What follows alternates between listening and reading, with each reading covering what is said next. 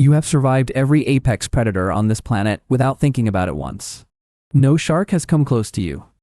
No lion has tracked you. No crocodile has waded in water you were standing in. And yet, statistically, the creature most likely to end your life is something you swat away without looking up from your phone. The 6 insects in this video have killed more humans than every war in recorded history combined. Not collectively over centuries, mosquitoes alone hit that number every single decade.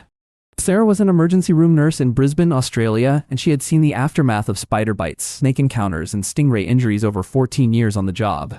She thought she had a clear mental map of what was actually dangerous in the natural world versus what just looked scary.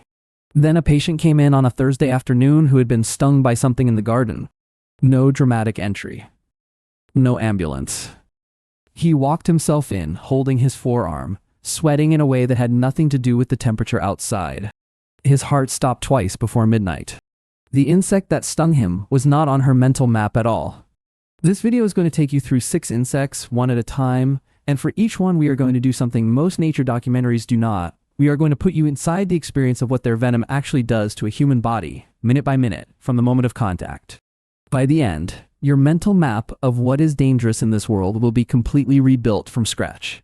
Before we get into the 6, there is one number you need to hold in your head throughout this entire video. 725,000.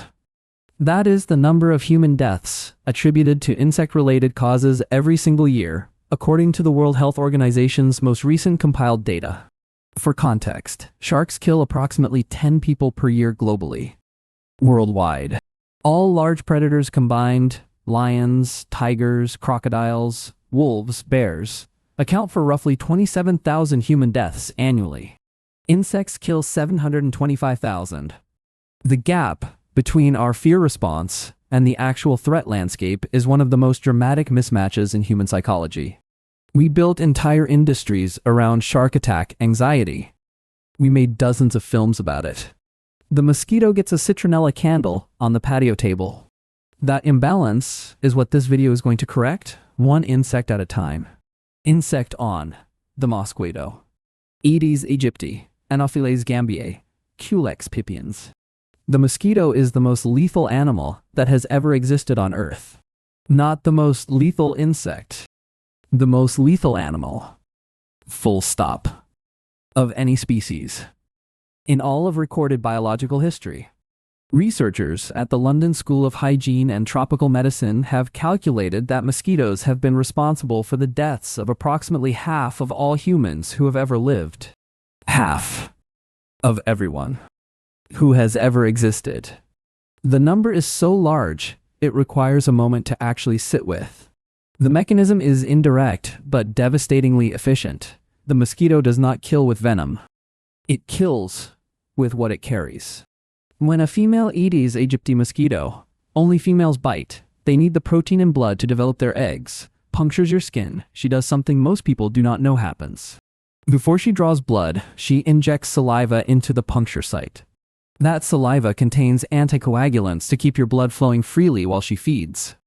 It also contains whatever pathogen she is carrying from her last blood meal. The transfer takes less than 90 seconds of feeding time. In those 90 seconds, a single infected mosquito can deposit the Plasmodium parasite that causes malaria, the flavivirus that causes dengue fever, the virus that causes Zika, yellow fever, West Nile, chikungunya, or any one of dozens of other pathogens she has picked up from a previous host. Malaria alone kills between 600,000 and 800,000 people per year, most of them children under 5 years old in sub-Saharan Africa. Dengue fever infects an estimated 400 million people annually across 100 countries. It is now present on every inhabited continent except Europe, and that is changing as temperatures rise. Now, here is the part that makes the mosquito uniquely terrifying compared to every other animal on this list. You do not feel her land. The mosquito's proboscis, her feeding needle, is so thin and the insertion is so precise that in the absence of the immune response her saliva triggers, you would never know she was there. You feel the itch after she has already left. By the time you scratch, the transfer is complete and she is gone. There is no confrontation. No warning. No moment where your instincts can protect you. She lands, she feeds, she leaves, and depending on where you are in the world and what she was carrying, you may spend the next 2 weeks in a hospital bed or you may not come back out of it.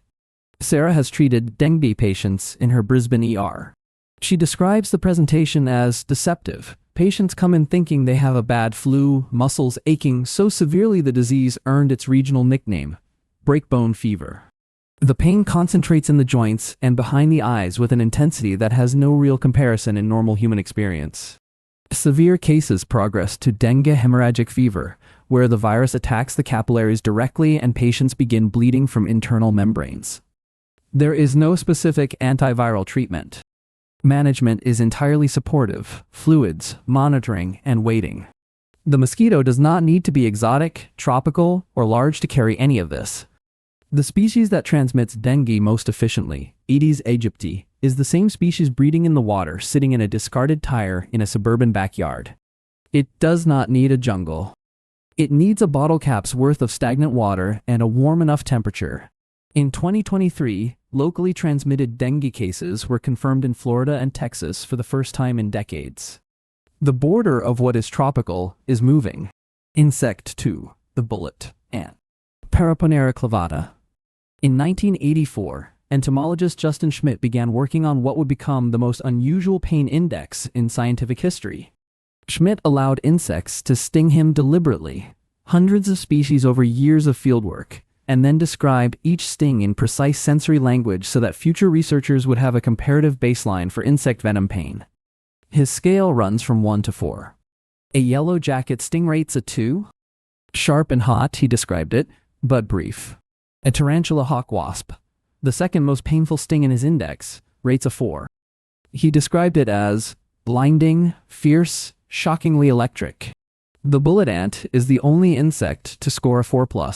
Schmidt's published description of the bullet ant sting: pure, intense, brilliant pain, like walking over flaming charcoal with a 3-inch nail embedded in your heel. That description was written after a single sting. A bullet ant colony contains tens of thousands of individuals. The bullet ant, Paraponera clavata, lives in the rainforest floors of Central and South America, primarily in Nicaragua, Honduras, and Brazil. It is large by ant standards. Workers grow to 25 millimeters, roughly the size of your thumbnail, and the name comes from what survivors of a sting consistently report: it feels like being shot. The venom contains a neurotoxin called ponerotoxin, which is unique to this species.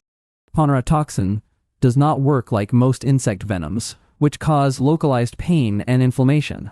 It targets the nervous system directly, specifically blocking the sodium ion channels that nerve cells use to regulate their electrical signals.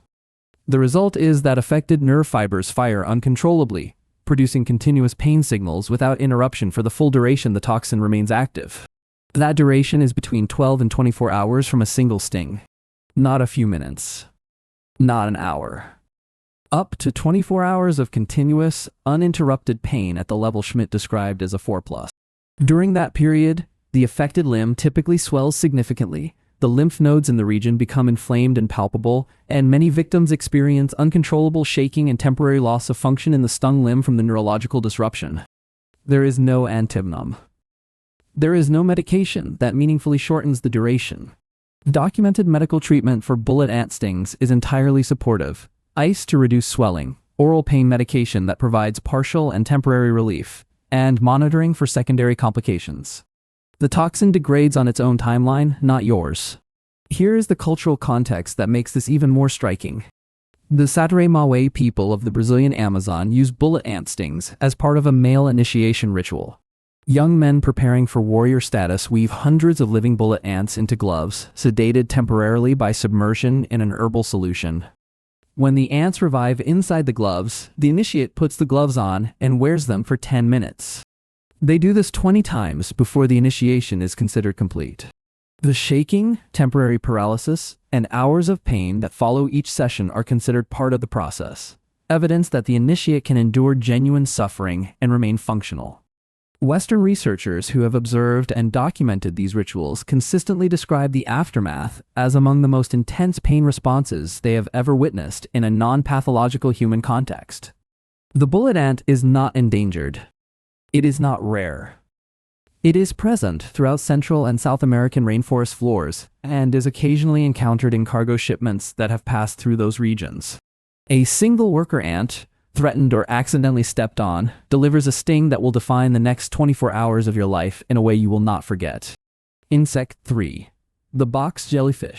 Chironex fleckeri. Technically, a jellyfish is not an insect. But the Chironex fleckeri earns its place on this list because the mechanism of its kill is unlike anything else in the animal kingdom, and because the speed at which it happens changes everything about how you think about danger in the ocean. 3 minutes. That is the documented time from first contact with a large Chironex to cardiac arrest in an adult human with no prior exposure. Not 3 hours. Not 30 minutes. 3 minutes. Sarah's Brisbane Hospital is 1,200 kilometers from the waters where box jellyfish are most concentrated, but the cases still reach Queensland hospitals because tourists do not check jellyfish season charts before booking beach holidays. The Chironex fleckeri is the largest of the box jellyfish species, with a bell that can grow to the size of a basketball and tentacles that can extend 4 meters from that bell. Each tentacle is lined with structures called nematocysts, microscopic stinging cells that fire on contact with any surface that disrupts a chemical trigger on their surface. A single adult Chironex can carry up to 5,000 nematocysts per centimeter of tentacle. Each nematocyst fires at an acceleration of 40,000 times the force of gravity, faster than a bullet leaves a gun barrel, and injects a microscopic amount of venom directly into the skin. When a person swims into a box jellyfish's tentacles, thousands of these cells fire simultaneously across the contact surface. The venom is a complex mixture of proteins that attacks on 3 simultaneous fronts. First, it destroys red blood cell membranes on contact, causing immediate hemolysis, cells rupturing faster than the body can compensate. Second, it disrupts the electrical signals that regulate the heart's rhythm, triggering arrhythmias that can progress to full cardiac arrest within minutes. Third, it attacks blood vessel walls directly, causing a catastrophic drop in blood pressure that compounds the cardiac effects. The pain at the contact site is immediate and described by survivors as the most intense physical sensation they have ever experienced. Worse than broken bones, worse than surgical recovery, worse than anything in their prior frame of reference. But the pain is almost secondary, because the cardiovascular attack happens simultaneously. Survivors describe a sequence: burning contact, immediate awareness that something is catastrophically wrong, and then a progression that moves very fast toward unconsciousness. A 2023 study published in Nature Communications analyzed the specific protein responsible for the cardiac effects and identified it as a completely novel type of toxin, a pore-forming protein that had never been seen in any other animal. The researchers described it as, in their words, a biological mechanism with no current analog in known venomous species. Antivenom exists, developed by the Commonwealth Serum Laboratories in Australia, but it must be administered within minutes to be effective, which means survival is almost entirely dependent on how quickly medical personnel can reach the victim. On a beach, in the water, 3 minutes from cardiac arrest, that window is almost always insufficient. The practical note here is not meant to be paralyzing. Box jellyfish season in northern Australian waters runs roughly October through May. Vinegar deactivates unfired nematocysts if applied immediately to a sting site, and full-body lycra suits, worn by local swimmers and snorkelers in affected areas, prevent the skin contact that triggers the stinging mechanism. But the speed of the kill and the novelty of the toxin place Chironex in a category of danger that has no real comparison in the marine world. Insect 4. The Africanized honeybee. Apis mellifera scutellata hybrid. In 1956, a Brazilian geneticist named Warwick Kerr imported 26 Tanzanian queen bees to his research station in Sao Paulo.